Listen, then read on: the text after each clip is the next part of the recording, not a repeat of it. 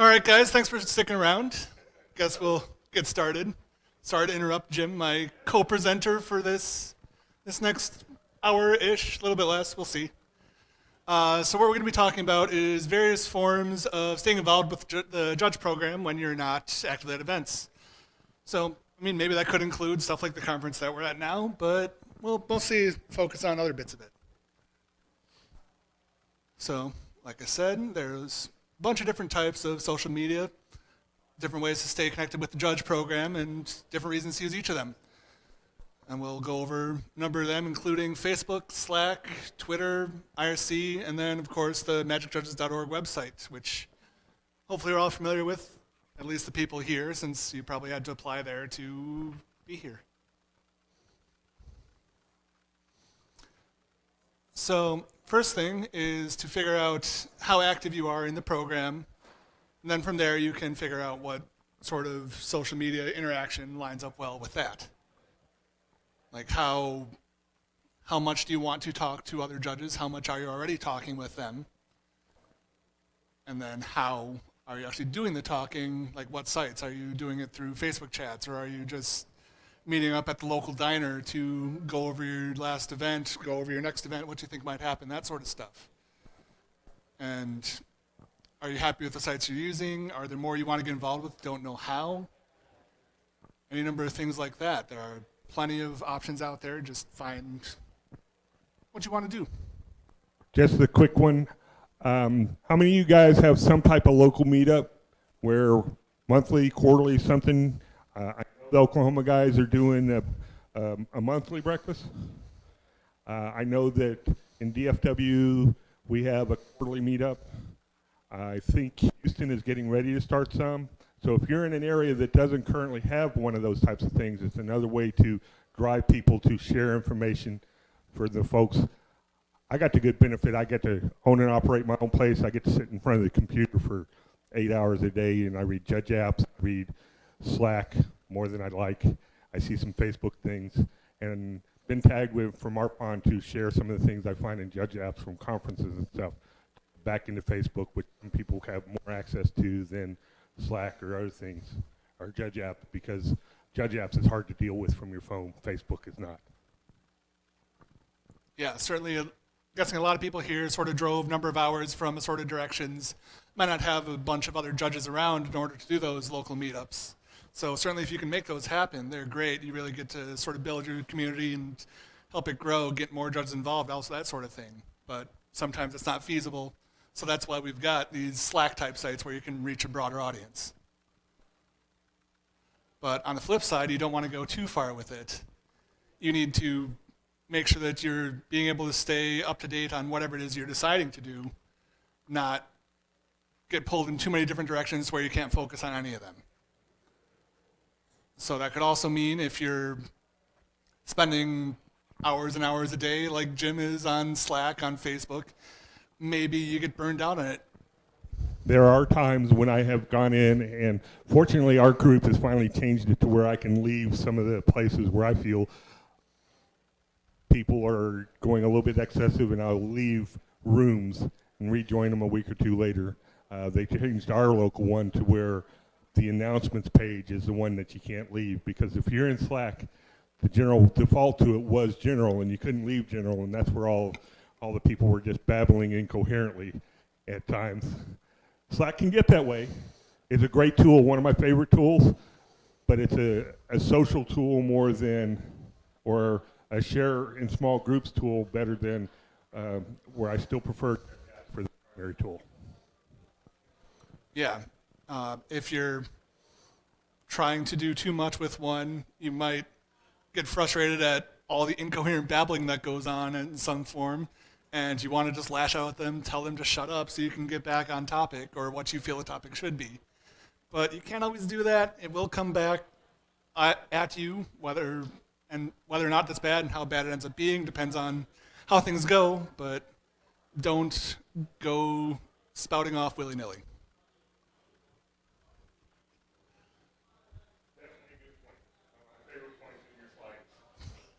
Thank you, Jim. So how are you guys active? What do you use to stay in touch with other judges? A lot of Slack down here in the South. I've heard yours is very active.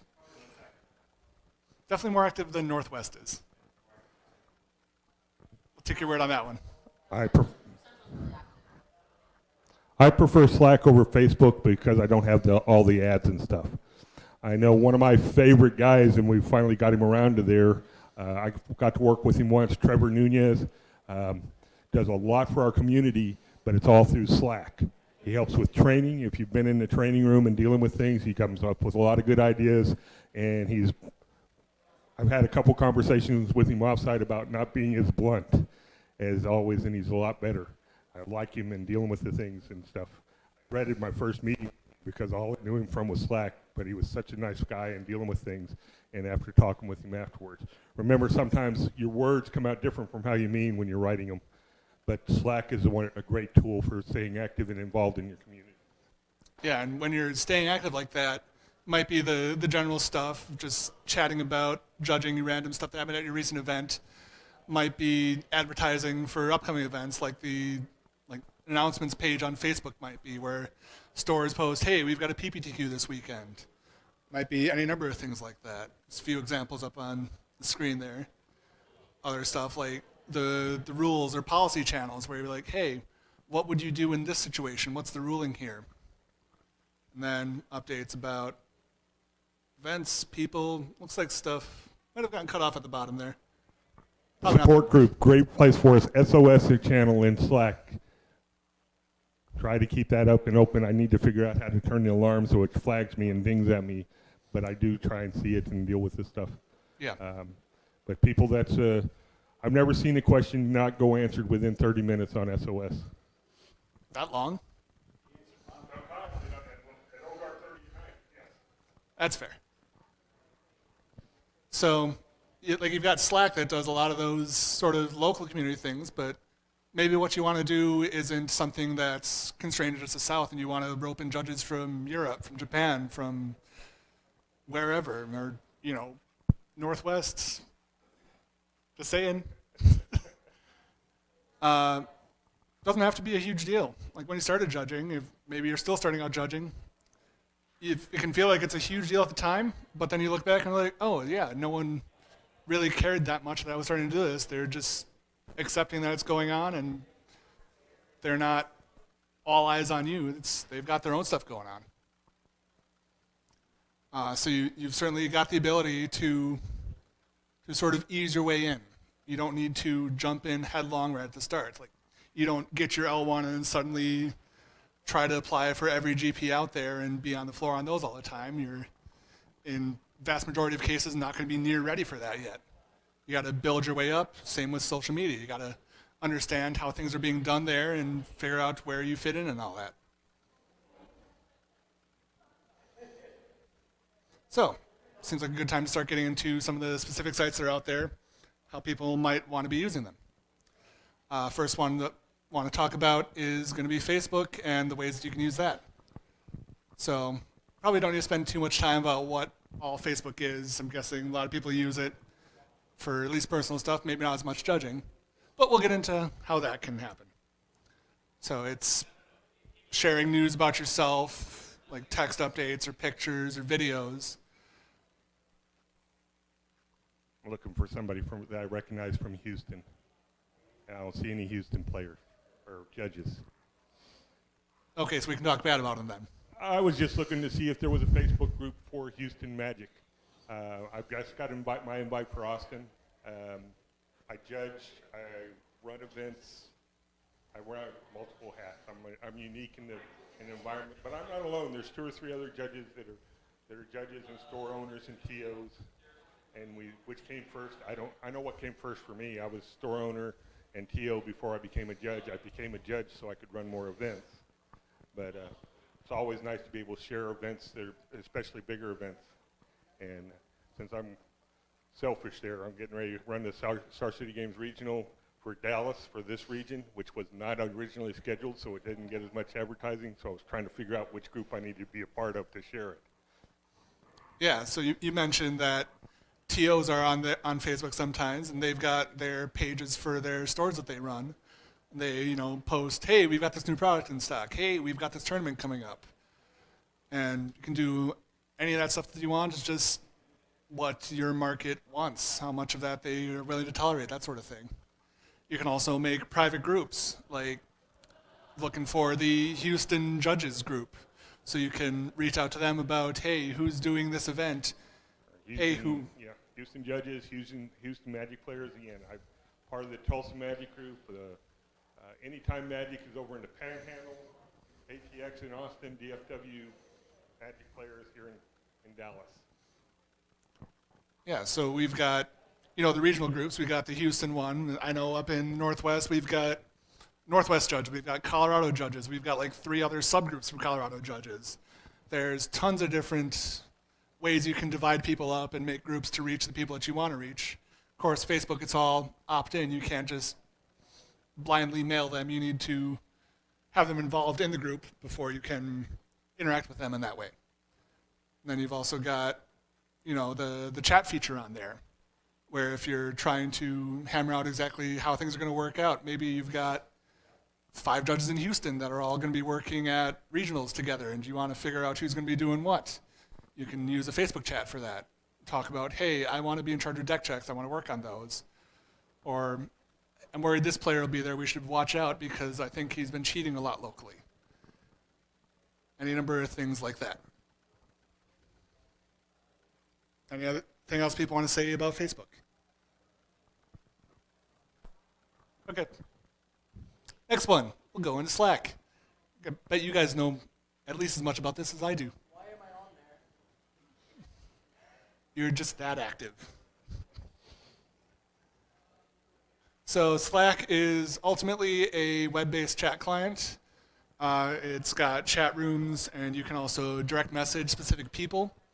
It supports uploading of files, sharing of links. It's got clients for mobile devices, your iPhones, your Androids. It's got native ways to interact with it pretty easily on a lot of different platforms. So if you're on the floor at an event, it's one of the ones you can very easily have in your pocket. A lot of times for what you might be needing to use, for example, Facebook for, it might not be quite as easy to navigate as something like Slack is. But the trade-off there is the audience that you can reach, because Slack is sort of more exclusive. It's all team-based. You've got, the South Slack, and you've got a few hundred different U.S. South region judges in there, but you've got only maybe a handful from other regions. As you said right there, it is team-based. You have to be drawn in, invited into most of the cases there. I know for the last SCG Open that Nate, the head judge for it, created a separate room and pulled, I guess everybody was either in the USA South, so we could pull them all into the room as a way for him to share information and keep things up there. I'm still a big fan of apps for that thing, but Nate's one of the driving forces behind Slack in the USA South. Yeah. So that's one of the ways that the judge program can really use it. Have really immediate ways to reach out to a group of people that are all in an event together. Because by default, you can definitely set Slack up to where you get notified about any messages that come in that you are flagged in, that you are in the same room as. Mentioned earlier, the SOS channel. It is a really good tool for letting you be notified when you're with keywords. A lot better than some other things. Yeah, and if you get into trouble at an event where you have word crash and you can't make it continue with the event, you can get quick help about hey, how can I fix this? Or if that fails, hey, I don't know how to do pairings on paper. Can someone explain that real quick? So I don't have players here getting antsy. There's a lot of immediate interaction that can happen on there that you certainly couldn't get in the age before internet, and Slack is one of the most modern ways to really keep doing a lot of that. Then we've got Twitter is the next one I want to talk about. That's all yours. Jim doesn't do Twitter. I don't really do much Twitter either, so I'll just go over what I do know. I guess should check before then if people are good with Slack, if they want to know more. Is anyone here not in the South Slack yet? Say again? Yeah. Just give me your email address later, and I can forward that on to the people who can actually get you invited. It's certainly great to get to know people who are in your region, who are going to be ones that are having to do with who's getting on events, who's getting opportunities to do stuff, who's able to grow better in the program. There's also a link to it from, it's pinned in the USA South forum. In the forums in there for judge apps, there's a forum in there with for US South judges, and there's a pinned post in there that has a link straight into it. All right. So I guess that'll bring us on to Twitter, which is more of a sort of a one-to-many type of site. You're not going to have quite as much back and forth between a variety of people. I like to think of it more as of an advertisement platform as far as judges go. Maybe you're sharing updates about like, hey, I'm in Dallas for an event this weekend. Let's go get dinner. Where's good? And you might have random people in Dallas that say, yeah, go to this barbecue place. It's the best. And then someone else will say, no, that one's terrible. Go here instead. One of the things I do know about Twitter is they used to solicit people for the GPs, someone to actually just give updates on the event, how it's going, rounds, turnovers, and things like that for the Magic community, so they'd know what was going on, even if they weren't there and not being able to deal with it. Yeah, so this picture at the top here is actually from the Twitter team on one of these events. You can tell, yeah, one of the members of the Twitter team, you win is what they tagged as. Don't actually know who that is. It's a judge. Ricardo. Well, yeah, that's Ricardo. But the person who posted the tweet is not Ricardo. Yeah, I have no idea who posted the tweet. Because they just used I think they gave them the code for the Magic Judge account, gave them access to that one, so it's just whichever Magic Judge was tagged that weekend with keeping us updated. Yeah, and so the judge Twitter is one of the main ways that they use to reach out and get more eyeballs on the stuff that's going on in the program as a whole. Maybe it'll be some funky deck list that somebody wrote as a joke for some side event at a GP. Maybe it's news about the new exemplar wave. Maybe it's news about judge apps or judge center when that's going to be back up. Sorry? Now we're getting into fiction, yeah. They love the word soon.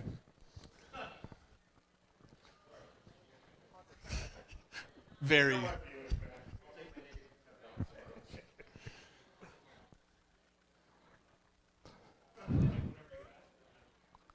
Yeah. Everything's 2 weeks away. That's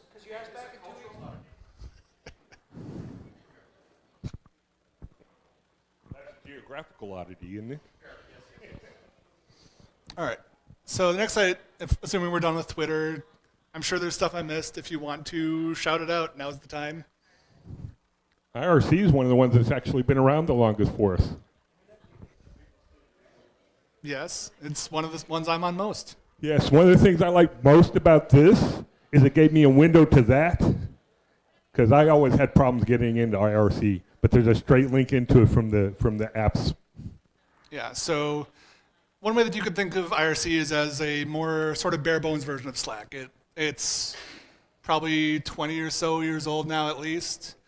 It's pretty much you just go onto it through any number of clients. Started out as just various desktop clients. Now there's a bunch of web-based ones, which we'll mention shortly. You just log in with a nickname, you join whatever channels you want, and you chat about whatever it's being chatted about in there. Maybe it's a new episode of a TV show, maybe it's some sports team, or in our case, judging. It's definitely nowhere near as heavily used as it used to be, because we've got the newer ones like Slack or even Facebook chats have supplanted a lot of what you would use IRC for back in the day.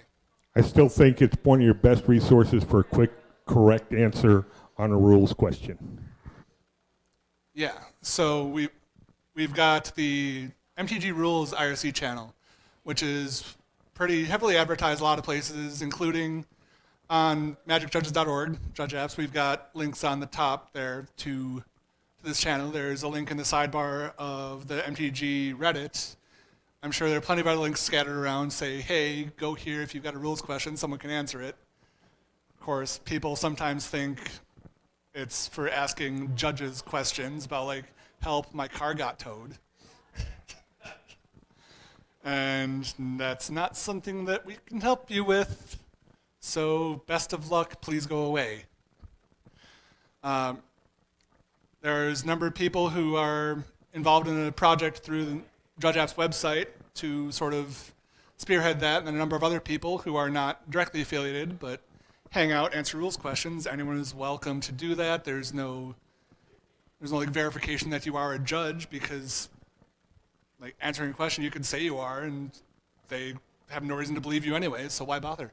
As long as you're right, which I would hope you are if you're going to be doing it, that's all that matters. And if you're not right, if you're trying to get better at the rules stuff, just go in there and hang out. That's what I did when I was trying to level up from 1 to 2. There's, granted, a lot of the really basic questions like, hey, I got this card, I don't know what it does. And they're talking about, some random planeswalker. They don't understand the layout, so you've got to explain basic stuff like that. Or sometimes you get into the real corner casey stuff with the rules.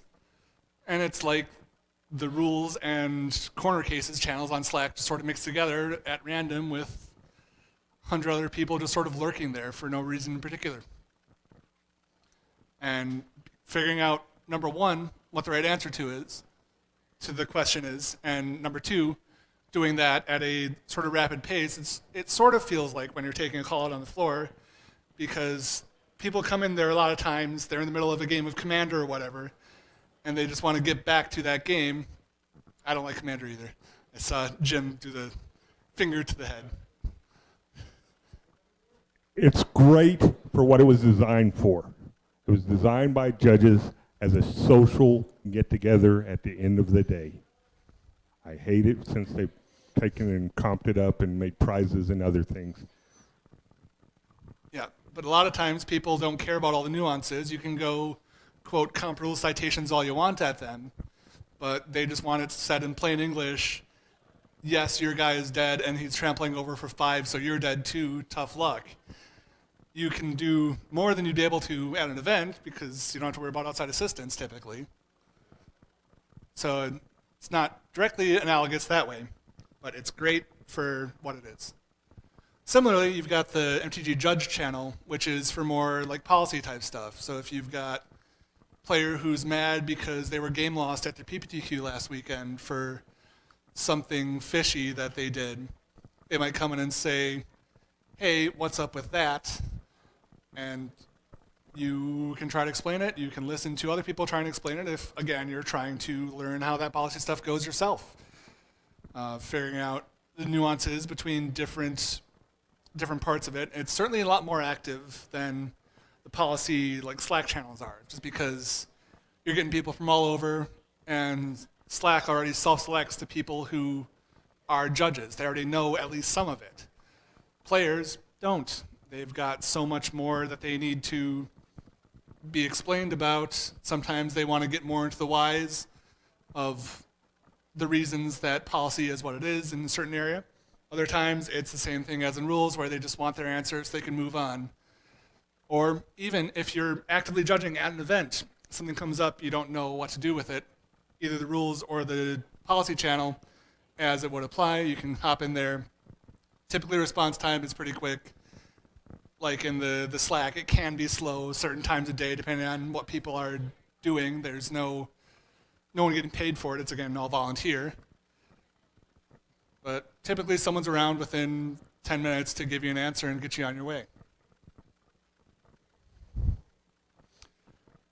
Then we're going to pretty much spend the other, not quite half of this, talking about various parts of Judge Apps, magicjudges.org, our sort of unofficial homepage / official homepage until soon.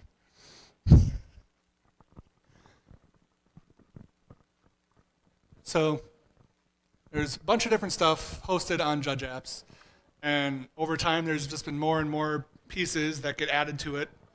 A lot that I'm sure you use, maybe something you don't know about yet, and hopefully that's going to be helpful from this. That's sort of the plan.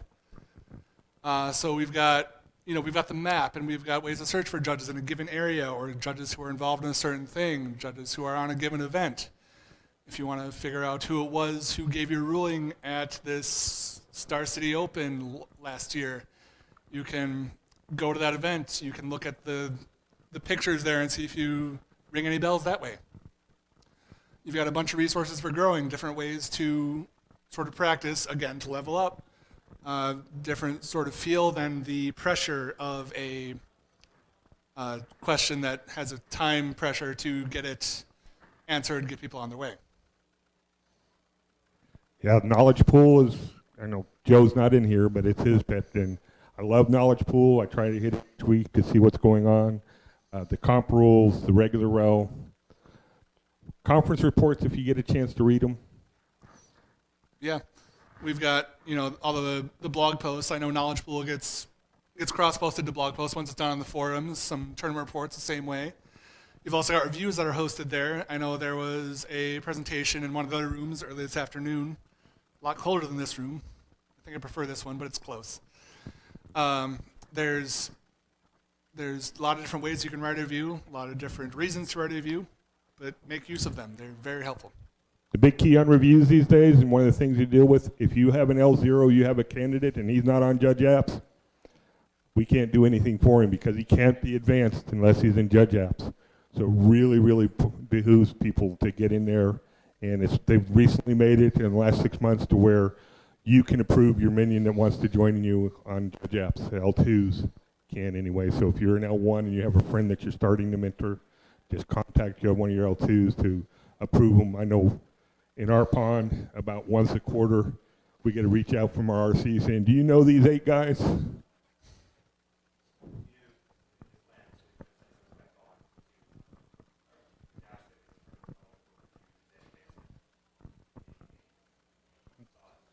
Brian, you heard any words? I've heard nothing about it. I like it being separate about reviews.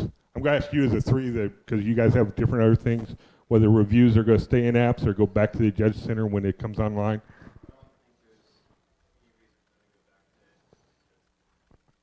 I don't disagree with you, but whether WotC does or not, it's a different matter.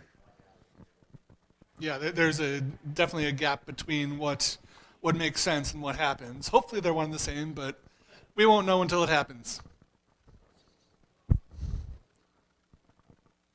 And so what you want to get out of Judge Apps is up to you. There's all that out there. It's a lot for one person to be involved with.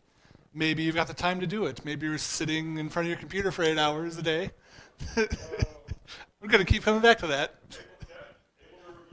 Able to review a lot there, but it's hard to get involved with all the different projects that are out there. Yeah. There's a good list, a place for you to solicit if you're not working and you got time. There's a project you want to work on. Rather than starting from scratch, you might be already in there. Yeah, Jim just mentioned there's a bunch of different projects. They do all sorts of different things. They're all aimed at a certain group of people, be it judges, be it prospective judges, be it people who don't want to be judges, just bog standard players who want to make sure that they're understanding what could happen to them when they go to this event. Could also be about a specific thing. Maybe there's projects about review writing, of course. Not maybe, there definitely are. There's projects about a bunch of different things. And each project gets with it. You've got your own ways to communicate with people in there, make sure everyone's keeping up on what's going on with it.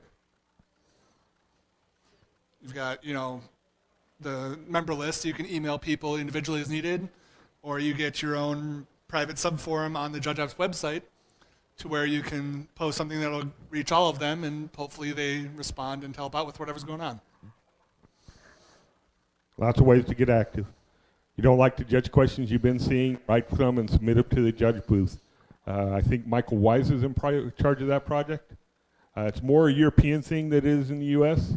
At events I've seen, I did see a big turnout for judge booth at Grand Prix Vegas, but that's the first time I've seen a judge booth in the U.S. I'm sure that's not the only time it's been there, but that's the first time I remember seeing one. Yeah. So Now I figure we'll get into talking about a few of the specific projects that I think are useful for judges to know about. Hopefully a lot of these people already do know about, follow to some extent, but there's, of course, besides these, plenty more out there that you can definitely get great benefit from depending on what your goals are in the program. So with the Judge Center itself being down, Knowledge Pool is one of the better resources out there for judges that are looking to improve mostly their policy skills. Typically, the questions are posted every week or so, varying difficulty levels. Some are aimed at people trying to become a level 1 judge, or maybe people trying to become a level 2 judge. Some even harder than that. And almost all of these are coming from situations that occurred at some Comprel event or some event along the lines. A lot of times you'll have something come up at a GP and it'll be discussed and be like, hey, you should submit that to Knowledge Pool. So it gets looked at by them, sort of gets refined into the core of the issue a little more, take out some of the superfluous details. Names are changed to protect the innocent. Or guilty. And a lot of times as well, they try to build those scenarios to specifically cover recent changes to policy, like the split a few months ago now between deck problem and deck list problem, to make sure people are realizing that they're separate, make sure they apply the correct ones at local events where you might not have a dozen judges there to all sort of check each other. A lot of good scenarios were presented when the hidden card error was brought to us. Yes. Another one that I think Jim sort of mentioned earlier when we were probably talking about IRC initially, the annotated MTR, annotated IPG, as well as they've got linked to some other documents there. But specifically wanted to focus on these two because they really make the sort of dense technical documents more welcoming for people who aren't necessarily as familiar with them. So essentially every time there's a new set comes out, new updates to those documents,